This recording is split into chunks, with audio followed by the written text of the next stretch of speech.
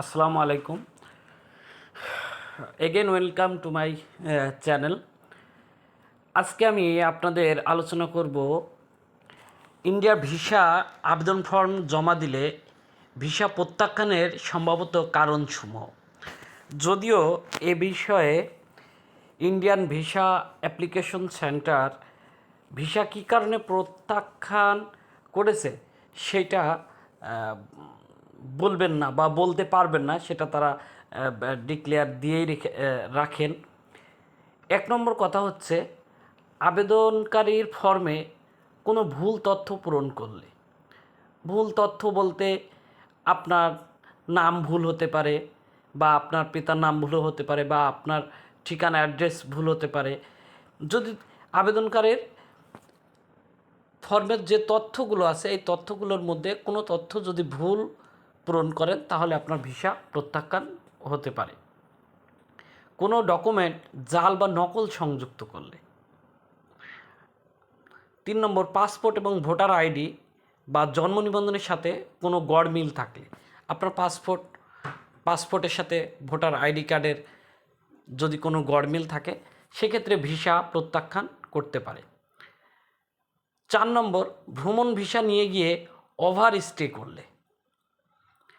5 নম্বর, আবেদনপত্র বা বিদ্যুৎ বিলের ঠিকানা গড়মিল থাকলে। 6 নম্বর, পুরনো ছবি দিয়ে অথবা 2 ছবি ছাড়া আবেদন করলে। এই 2 এই ছবি সাইজের থেকে যদি কম বেশি হয় সেক্ষেত্রে আপনার ভিসা প্রত্যাখ্যান হতে পারে। বা সদ্য 3 মাস পূর্বের যদি ছবি আপনি ব্যবহার করেন সেক্ষেত্রে আপনার ভিসা প্রত্যাখ্যান হতে পারে। এনওসি অর্থাৎ নো অবজেকশন সার্টিফিকেট এবং ডলার এন্ডোর্সমেন্ট নকল দিলে।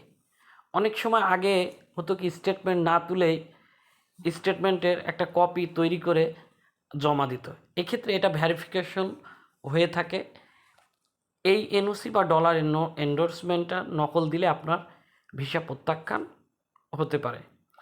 পেশাগত তথ্য ভুল দিলে, পেশাগত তথ্য যদি আপনি ভুল প্রদান করেন সেক্ষেত্রে আপনার ভিসা প্রত্যাখ্যান হতে পারে। পুরনো সকল পাসপোর্ট সংযুক্ত না করলে।